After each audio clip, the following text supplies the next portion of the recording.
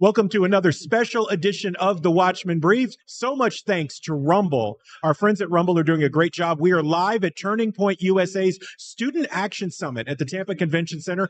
This is R.C. Williams for the Watchmen Brief. You can find out more information on all things Watchmen Action at watchmenaction.org. That's plural. watchmenaction.org. We are on Media Row. We happen to be sitting in the Rumble studio right now, near the main stage area. But what's great is that Watchmen Action is empowered by our friends at Goldback. So they turn gold into money. And when we went to them about Watchmen Action, Jeremy Cordone, the founder, said, "This is such a great idea. I love your ministry. How can we help you?" We said, let's go spread the gospel, and then let's spread the gospel about parallel economies and gold, since you turned it into money. And so that's what we did. You can find out more information, pick up Goldbacks for yourself at thegoldbackstore.com. So special treat for you guys today. It just so happens God's timing always works. David Walsh joins us on the Watchmen Brief. My friend, how are you? RC, thanks for having me. Doing well. You know, David, we've seen you speak a couple of times in the area of energy and what's going on in particular in the state of Florida. We just finished taping an interview for our other show, and this slot opened up, and we said, David, you've got to come on and talk about what's going on. So let's do this, David. Give folks a bit of background on you, and then let's get into what's happening with power energy in the state of Florida. RC, appreciate the opportunity. I had been a senior executive at Westinghouse Electric. I ran all their international service companies for quite a while. Then I ran their power generation service business. I did the M&A lead for their power generation acquisition program, and then I ran their joint ventures for power in China up through the late 90s. I left there and I founded with another fellow Mitsubishi Power Systems, same business in the whole Western Hemisphere. Mitsubishi weren't here, now supply gas turbines, steam turbines, huge power plants across the gamut of electrical supply in the Western Hemisphere. I was privileged to found the company and run it as president and CEO for a time period. I left, and I'm now talking in public quite a bit about energy that matters and the electrification shortage we now have across the country, affecting many, many, many of our states. So, David, you talk about energy shortage. We've seen what's happened in California, where the brownouts were happening constantly, and you're thinking, well, we live in Florida. Everything's fine. We're not going to have those problems. Our state is conservative and this and that and everything. But you actually tell a much different story about what's happening with power in Florida. So let's dig into it.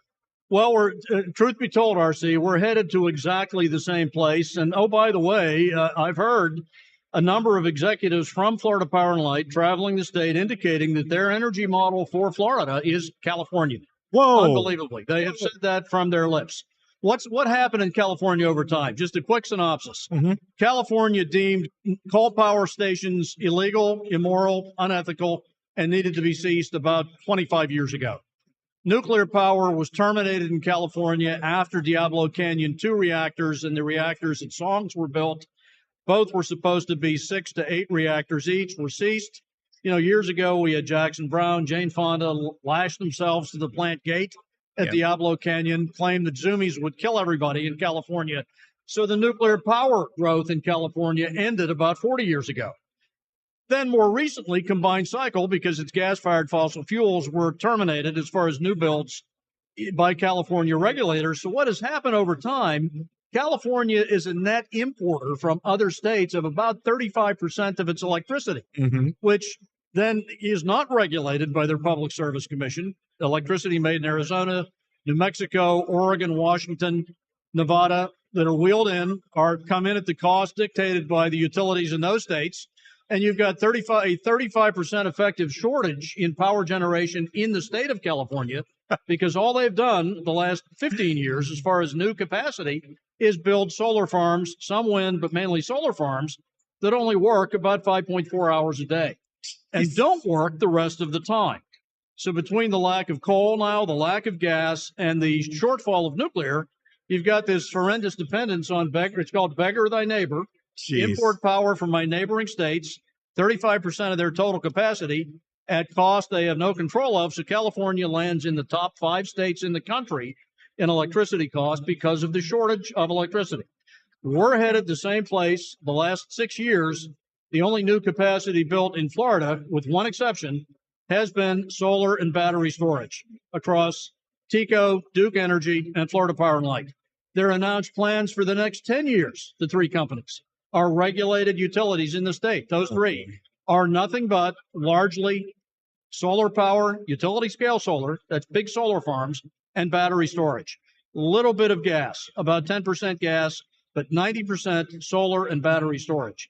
So you'll have the last 6 years plus the next 16-year period of only part-time energy that helps between 9:30 a.m. to 4:30 a.m. only that window being served with new capacity power generation that, by the way, is 5 times more costly than advanced combined cycle power, which is the dominant choice of the country for electrification. So, David, let me take a step back for people who may not be as in tune with what's going on. Simple question. Right now, how does the state of Florida generate the majority of its power? And if it's working, why would we switch? The state overall is about 82% plus or minus 2% gas-fired combined cycle power, about 8% nuclear power, vis-a-vis 7%, the 2 reactor plants that Florida Power and Light have at Port St. Lucie and Turkey Point. Okay.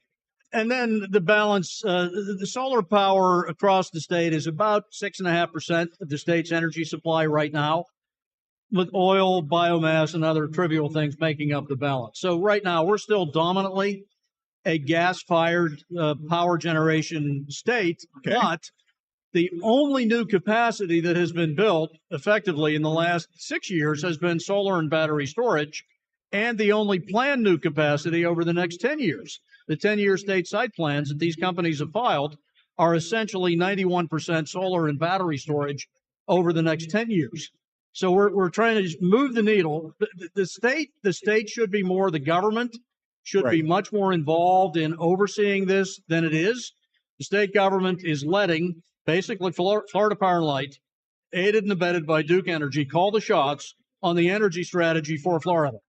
And their self-interest in this stuff is about 4 to 5 times more capital intensive than building gas-fired power plants. Therefore, the rate of return they enjoy, not the percentage is the same, but the sheer dollars of the 11.4% rate of return on that capital, because this is 4 to 5 times more costly, building this stuff and buying the land, they make a lot more money.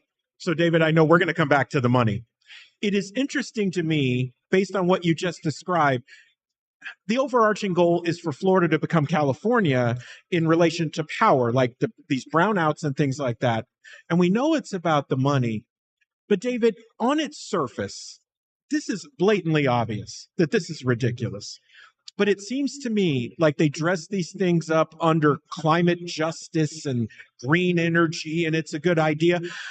How is that even gaining traction right now? Well, the media has gone into the hands of companies to quite an extent. Florida Power and Light, TECO, and Duke do a masterful job of advertising the wonderment of solar power. That Florida is the sunshine state, therefore this is a great thing. Therefore, this is what everyone's doing. It's going to save the planet. It's going to take us to net zero. They're masters of deceit in their way of leaving out the fact that this stuff is massively expensive. Again, 4 to 5 times more costly than building conventional power plants that run all of the time. And it is so costly because this stuff does not run all of the time. Wow. It does not run on human command. It does not run at night. It does not run early in the morning, and it doesn't run after 4:30 in the afternoon. So it's got some huge deficiencies. And furthermore, it doesn't operate when there's heavy cloud cover in midday. So you've got basically a time period. The effective capacity of this is about 23%. That's for the Berkeley National Lab study of Florida. 23% of the time this provides power. 77% of the time it provides nothing. Therefore, when you take the cost of it, that's very, very costly on capital basis, and you factor down the very low energy quotient of that power, the cost is exorbitant. And they don't tell people that. They don't tell them about the intermittency. They don't tell them about the reduction of reserve margins of power needed early in the morning and winter days, and in the period, the whole peak period, which is 4:30 till about 8 in summer afternoons, when power demand is very, very high and the sun is basically gone for power generation. That you need more base load. Base load means continuous duty, plants that run all of the time on human command to inject power into the system, especially when it's most needed. We've stopped building those, which is a complete disaster. So, David, help me. You said something about this, and I just want to make sure I understand, and I want the audience to understand. So they sold us this bill of goods. Part of the bill of goods they sold us was these battery banks. So what you're telling me is that because I see a battery as a storage of power, when I need it, I can turn it on. Are you telling me that the batteries won't store all the power so we can use it during off hours? No, present battery technology for utility scale mass storage operates about 2 hours a day. Okay. That's the limit, the operating limit before a battery fully discharges and needs recharged. About 2 hours a day duty. For example, FPL built a 420 megawatt, arguably 420 megawatt, nation's largest battery storage farm in Manatee County. Even they advertised this only works 2 hours a day. The cost of it was $350 million to build. 2 hours a day electrification. So now, also, by the way, because of that only 2 hours a day, the net cost of battery supplied electricity, when you evaluate the capital cost being so high, is about 11 times more costly than conventional combined cycle power generation that runs all of the time and therefore doesn't need storage. It has self-storage by virtue of its ability to run all the time. Such as great power plants they have already at West County Energy Center, Port Riviera, Port Canaveral, Lake Okeechobee, the Dania Energy Center. FPL already have a number of advanced combined cycle plants that run all of the time on that very low cost profile. But they've decided not to erect any more of that capacity at this time, which is shocking. That's American fuel. Natural gas is American fuel. They basically displaced that now in their going forward plan with solar panels that are 87% produced in China, inverters about 80% produced in China, of course, and battery storage to augment a wee little bit of that to 2 hours a day at some sites that are almost entirely made in China, the processing of the lithium in the batteries. So, David, without sounding too crass, what you just described to me sounds like the mob in the community going to shake people down for tribute. It's like, hey, look, if you don't pay your bill there, then you're not going to have to worry about your store. We'll just burn it down. And it's like, or the garbage racket, where they would charge like 18,000% more than it actually costs to do it. It feels like this is what these energy companies are doing. Am I right? You're exactly right. The benefit of the bargain years ago in forming regulated electric utilities and granting them monopoly territories was that the benefit of the bargain to ratepayers was they would get reliable service, meaning all of the time or as near to all of the time without question, on a cost-effective basis and abundant electrification. Abundant. Not the Russian breadline model of we'll tell you how much we have and therefore you have to conserve, but as much as you need. That was the model. In exchange for that, utilities were granted monopoly territories. The utilities have now chosen to violate all three of those standards. Intermittent, non-reliable supply at a cost level that's 4 to 5 times higher per unit of this renewable kind of power that is all they're offering up now, and an insufficiency of it, because they're projecting, they themselves, Duke, TECO, and FPL, reserve margin declines by nearly a third in summer afternoons and more also in winter mornings as a result of not the insufficiency of power that comes from solar. Again, winter mornings, when you have a peak period in winter mornings, between 5 a.m. and 9 a.m. when everybody's heat pump goes on, it might be 35 degrees or so. There's no solar power. That's all they've been building the last 6 years and all they intend to build for the next 15. Wow. That makes no sense. The next peak time, the bigger peak time, is summer between 4:30 p.m. and 7:30 p.m. That whole time window is a peak period of demand. There is no sunshine for power generation effectively after about 4:45. So you've got a whole naked period that they're not building any new capacity to support over what will now amount to about a 16-year time period. As you know, the population is booming. And now we have load growth kicking back in with reindustrialization, localized manufacturing, AI and data centers that we hope proliferate here too, but they won't if this is the power plan for Florida. Jeez, David, I want to come back to this in just a second. Everyone, we were on with Steve Bannon in the War Room earlier this morning.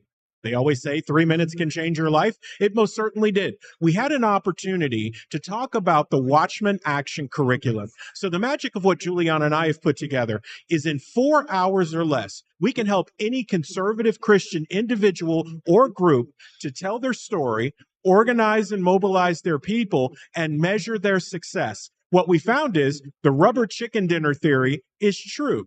You go to a meeting, hear a speaker, have a bad rubber chicken dinner, it's over. 12 hours later, you've forgotten about it. 30 days later, you're back having a bad rubber chicken dinner, wondering what happened. Present company excluded because you won't fall asleep with David.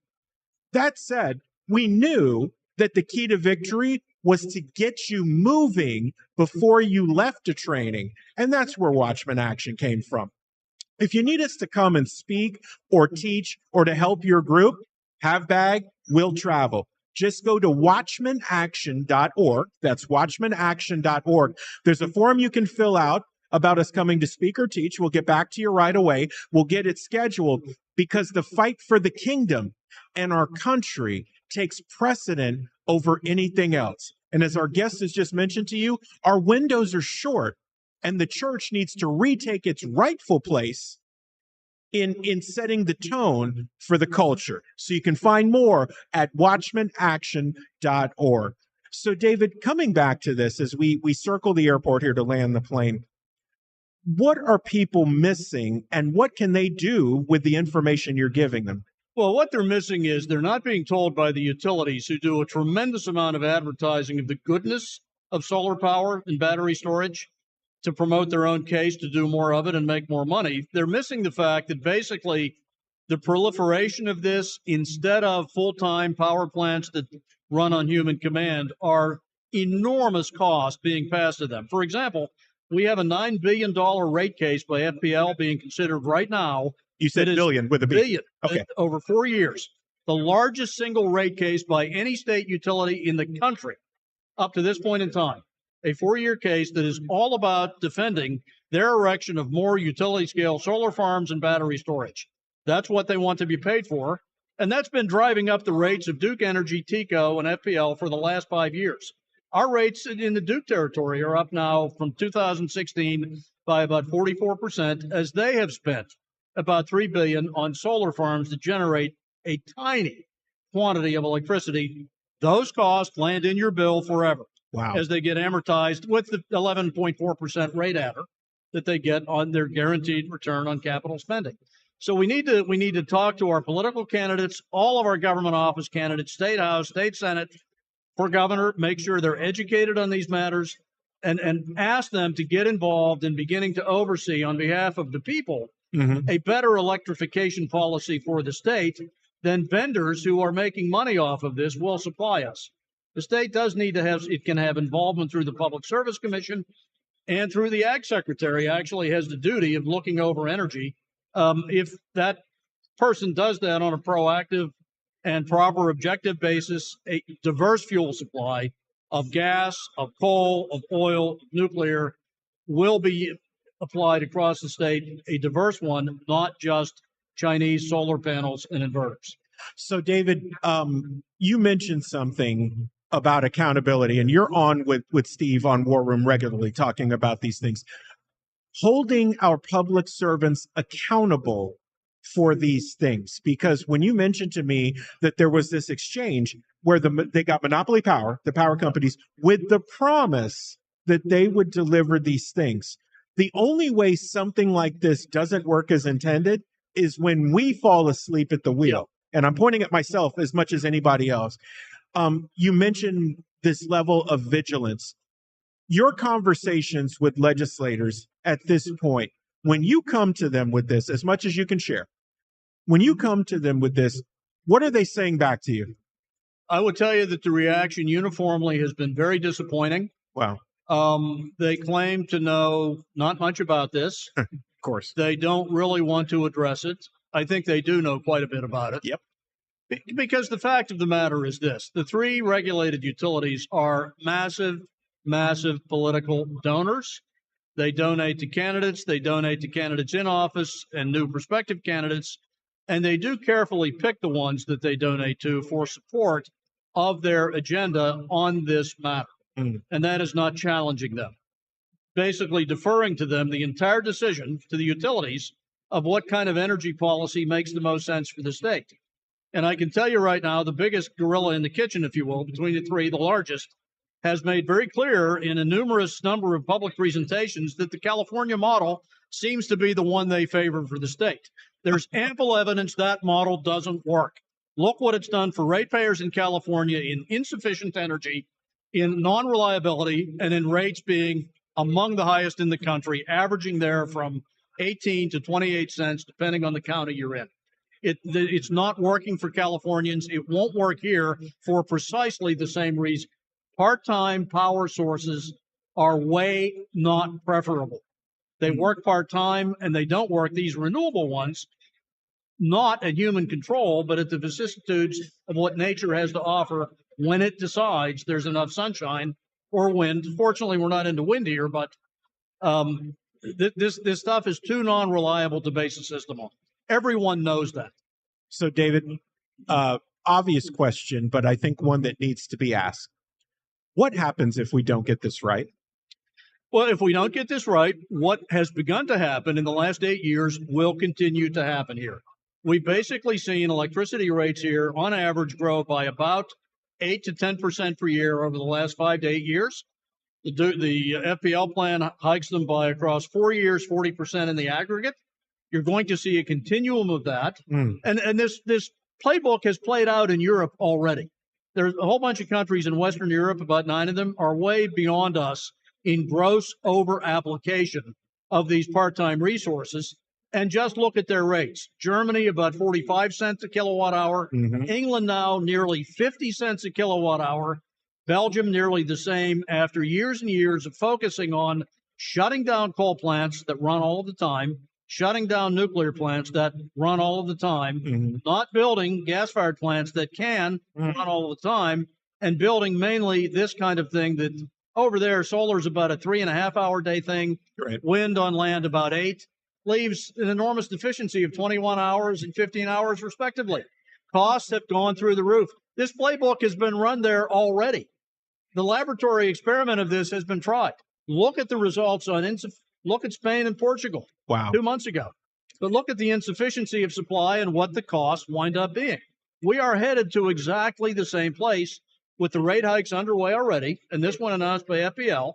By about 2042, we would be at about 43, 44 cents a kilowatt hour, where the average person here now is paying about 15.5 cents. Jesus. 3 times more, about 3 times more. Jesus.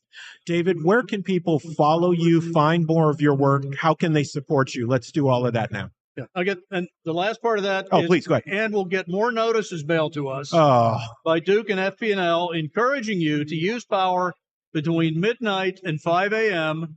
when they have the most to supply you, because now they're running out between 4:30 and 7:30 p.m. and early in the morning. So they want to push your demand with inducements to get this midnight to 5 a.m. So put earmuffs on, put the dryer on, the washer on, earmuffs, put the pool pump on, have all that stuff run between midnight and 5 a.m. While adding more and more solar that only adds to the problem of not supplying any power in the morning or in the evening. So, you can reach me on these topics on Getter, Truth Social, and X at Dave Walsh Energy. Dave, I got to tell you, I have a righteous anger. Like, we've talked about this before, but I'm so glad that hundreds of thousands of our new friends get a chance to hear this, because this story needs the biggest bullhorn possible. We're obviously going to have you back on because we want to stay updated, but I have a righteous anger about this. This is driving me crazy with these politicians and these big business groups. And I'm a capitalist. Right, Juliana and I run a research business. We enjoy these things. We enjoy the fruit of our labor like anybody else would. When these grifters come along, I have a righteous anger of them taking advantage of people. It drives me nuts. No, honestly, I spent my lifetime in the private sector. I love capitalism. I love companies reacting to market demand that they can fill with effective and efficient products in a purely competitive model. Yeah. Usually is great. Well, when people wind up with monopoly power, and then 20 years, by the way, counties can leave after 20 years. They can opt out of utility service. That's an off-ramp, but generally you're trapped for 20 years. it's against any theory of populism or benefit for the people. What you see now these companies doing in handing us the most expensive possible energy that is actually a minimal quantity of it and focused on a very narrow part of the day as a solution that is simply doing nothing but driving costs up. Unbelievable. They're not doing right by the people of the state any longer. Unbelievable. So if we're populist, we need to get our arms around this. Thank you. David, thank you for being with us on the Watchmen Brief today. Update for you guys. Again, we are live from Turning Point USA. The Student Action Summit is happening in Tampa, Florida. So we're on now. We will also be on tomorrow morning, 10 a.m. Juliana and I will be with you. We'll do a little bit of church. And then in the second half of the hour, April Chapman is going to join us. She is a popular social media figure. She's got a new curriculum out about Black Americans and the history of the United States and the victory that we have versus being victims. So you can join us on Rumble's main page tomorrow morning at 10 a.m. If we get another opportunity to come back at some point today, we will let you guys know. You can follow all things Watchmen Action at watchmenaction.org, and you can find us on all social medias, Facebook, Instagram, Twitter, LinkedIn. It's all Watchmen Action, one word. So thank you for joining us for this special live edition of the Watchmen Brief. For our guests, David Walsh and Giuliano Orman, I'm R.C. Williams. We'll see you guys soon. Take care.